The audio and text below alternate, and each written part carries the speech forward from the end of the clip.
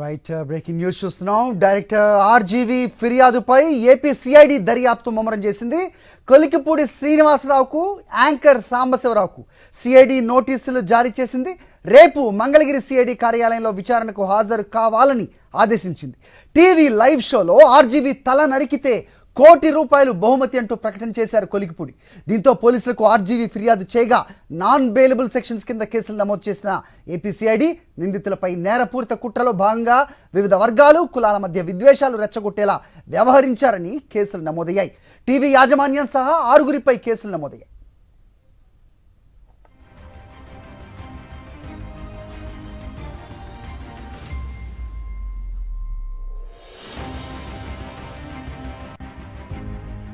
ఇదే అంశంపై money updates మా కరెస్పాండెంట్ వాసు ఇస్తారు. వాసు, చెప్పండి.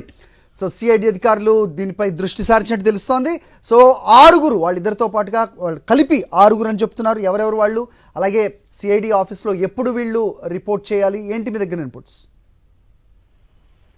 అది ప్రధానంగా కూడా ప్రముఖ దర్శకుడు రాంగోపాల్పై కొలికపూడి శ్రీనివాసరావు చేసిన వివాదాస్పద వ్యాఖ్యల కేసుకు సంబంధించి ఏపీ సిఐడి దర్యాప్తు ముమ్మరం చేసింది. ప్రధానంగా వీళ్ళపైన పలు సెక్షన్ల కింద కేసులు నమోదు చేయించి కొలికపూడి శ్రీనివాసరావుతో పాటు అదే టీవీ5 యాంకర్ గా పనిచేసినటువంటి సాంబశివరావుతో పాటు కొలికపూడి శ్రీనివాస్, మరోపక్క షేక్ ఫిరోజ్ ఖాన్.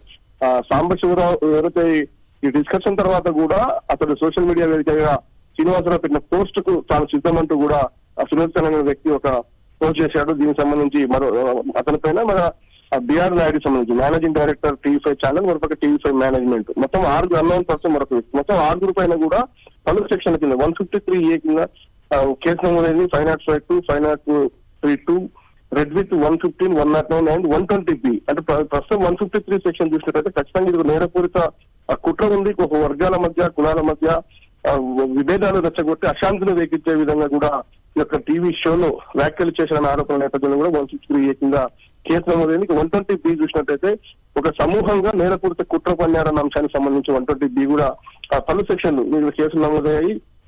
దీంట్లో నాన్ బెయిలబుల్ సెక్షన్ కూడా కనిపిస్తుంది. ఈ నేపథ్యంలో నిన్న కొలికపూడి శ్రీనివాసరావు నివాసానికి ఏపీ సిఐడి అధికారులు హైదరాబాద్ చేరుకున్న నేపథ్యంలో అతను ప్రస్తుతం అప్స్టాండింగ్ లో ఉన్నాడు. ఈ నేపథ్యంలో అతని భార్యకు నోటీసులు జారీ చేయడం జరిగింది. ఇక సాంబశివరావు ఇంటికి వెళ్లి నేరుగా ఏపీ సిఐడి అధికారులు నోటీసులు జారీ చేశారు. నేరుగా సాంబశివరావు ఆ నోటీసులు అందుకున్నారు.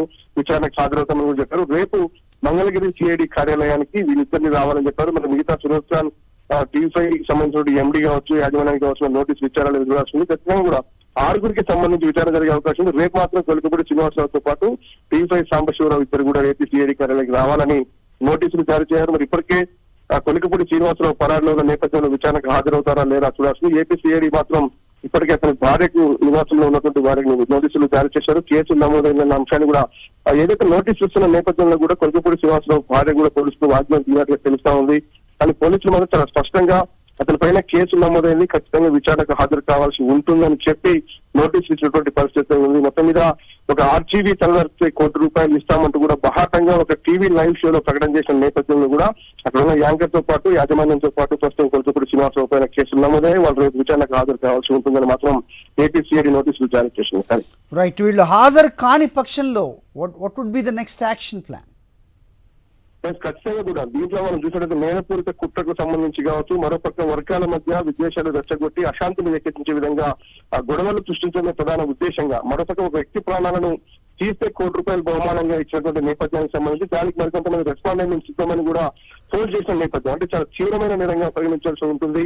కాబట్టి 153A నాన్ బెయిలబుల్ కేసు దాదాపు 10 సంవత్సరాలు జైలు శిక్ష పడే అవకాశం ఉంటుంది. కాబట్టి ఖచ్చితంగా అరెస్ట్ చేసే అవకాశం ఉంటుంది. నోటీసులకు రెస్పాండ్ కాకపోతే ఇప్పటికే నోటీసులు ఇచ్చారు కాబట్టి విచారణకు హాజరు కాని నేపథ్యంలో పోలీసులు ఇప్పుడు ప్రత్యేక టీంలను ఏర్పాటు చేసి కూడా గాలింపు ముమ్మరం చేసి ఎక్కడున్నా అరెస్ట్ చేసే అవకాశం లేకపోలేదు. కొలికపూడి శ్రీనివాసరావు మొదటి నుంచి ఎప్పుడైతే ఆర్జీవీ ఫిర్యాదు చేశాడో అప్పటి నుంచి అతను అప్స్కానింగ్ ఉన్నాడు. ఎక్కడ కూడా పోలీసులకు కనిపించకుండా, ఇంట్లో లేకుండా హైదరాబాద్ నివాసాన్ని వదిలేసి వేరే చోట తరలించుకున్నాడు అన్నట్టు వినిపిస్తా ఉన్నాయి. కాబట్టి ప్రస్తుతం మీద పోలీసులు అరెస్ట్ చేసేందుకు హైదరాబాద్ వచ్చినప్పటికీ అతను లేని కారణంగా 41A సిఆర్పిసి నోటీసులు జారీ చేసి విజయవాడ మంగళగిరి కార్యాలయానికి రావాలని అయితే నోటీసులు ఇచ్చారు. మరి విచారణకు హాజరవుతారా లేదా, హాజరవుతే పోలీసు ఇన్వెస్టిగేషన్ అధికారికి సాటిస్ఫై అయ్యే విధంగా ఆన్సర్ ఇస్తే ఓకే, లేకుంటే ఖచ్చితంగా అరెస్టు తప్పదనేది మాత్రం వినిపిస్తా ఉంది. వ్యక్తి ప్రాణాలకు ₹1 కోటి వెలగెత్తే నేపథ్యం కావచ్చు, మన పక్క వర్గాల మధ్య, కులాల మధ్య, పార్టీల మధ్య విద్వేషాలు రెచ్చగొట్టి గొడవలు తగ్గించే అంశానికి సంబంధించి కావచ్చు, కొంతమంది సమూహంగా కలిసి ఒక నేరపూరిత కుట్రపడిన అంశానికి సంబంధించి డెబ్బై 120B సెక్షన్ కింద కూడా చేస్తున్నారు. కాబట్టి తీవ్రమైన నేరంగా తీవ్రమైన సెక్షన్ గా పరిగణిస్తున్నారు. కాబట్టి న్యాయమూర్తులు మాత్రం అరెస్టు తప్పదు, ఖచ్చితంగా జైలు పోవాల్సి ఉంటుందని మాత్రం చెప్తా ఉన్నారు. ఎందుకంటే అందరూ చూస్తుండగా ఒక లైవ్ షోలో చాలా స్పష్టంగా 1-2 సార్లు కూడా పదే ఆ వ్యాఖ్యలు చేసిన నేపథ్యంలో కూడా అది తీవ్ర దుమారాలపై ఆర్జీవీపై ఘాటుగా స్పందించారు. నేరుగా డీజీపీని మరొక సిఐడికి ఫిర్యాదు చేసిన నేపథ్యంలో మరొక హైకోర్టులో కూడా ఈ కేసు పెండింగ్ ఉన్నట్టు నేపథ్యంలో కూడా హైకోర్టు దగ్గర కూడా ఈ అంశాన్ని ప్రస్తావించే అవకాశం ఉంది. జరిగిన విచారణలో వీరం సినిమా ఇప్పటికే సెన్సార్ బోర్డు పర్మిషన్ వచ్చినప్పటికీ కూడా సినిమాని అడ్డుకునే కుట్రలో భాగంగా ఇవన్నీ క్రియేట్ చేసినట్టుగా ప్రస్తుతం అయితే పోలీసులు భావిస్తున్నారు. ఆర్జీవీ కూడా ఇదే ఫిర్యాదులో చాలా స్పష్టంగా పేర్కొన్నాడు.